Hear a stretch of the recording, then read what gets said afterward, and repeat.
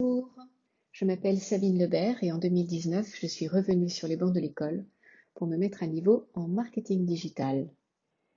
Les entreprises du monde de l'informatique s'appuient depuis plusieurs années sur des partenaires, cabinets de conseil, intégrateurs, par lesquels on a longtemps privilégié la revente.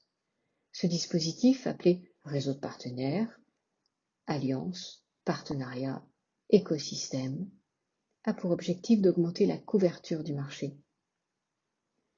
Depuis plusieurs années, le cloud et l'usage du digital dans le quotidien ont bousculé les modes de commercialisation et les réseaux, faisant naître d'autres méthodes et d'autres approches.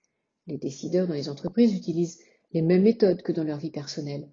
Ils regardent avant, ils font leur marché, ils écoutent leurs pairs, ils lisent la presse, ils s'informent par podcast et quand ils ont fini leur sélection et leur présélection, alors ils viennent solliciter une offre. Il devient clé d'être sur le chemin d'achat du client pour voir grandir son projet. Tout devient service. Les offres logicielles sont passées en software as a service, infrastructure as a service, et beaucoup d'entreprises ont repensé leur business model pour devenir fournisseurs d'un service.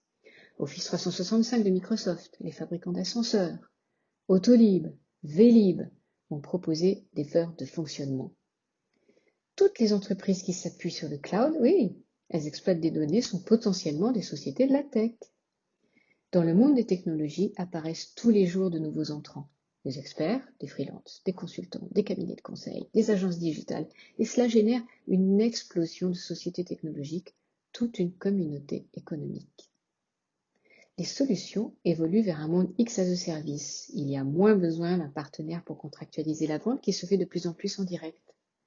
Ça tombe bien, parce que posséder le contact avec son client est une richesse qui s'arrache. Il en résulte que si on veut maximiser son empreinte marché, l'idéal c'est de dessiner un écosystème à 3 canaux distincts. Le premier, c'est le canal des influenceurs. Il est fait d'agents, de consultants, d'alliances, de blogueurs, de journalistes, d'experts. Idéalement, il faut identifier tous ceux qui apparaissent sur les 3 premières pages de Google avec vos mots-clés. Ils sont potentiellement intéressants et il faut les adresser convenablement. Le deuxième canal, c'est le revendeur historique, le canal revendeur intégrateur qui ont l'expertise pour faire démarrer les projets. Et il va falloir les accompagner dans la transformation afin de valoriser leurs connaissances métiers. Le canal de rétention. L'offre X à ce service ne va générer du revenu que si le client est content. Et le canal de rétention est garant de l'utilisation de la solution, de la satisfaction du client et les sources de revenus supplémentaires.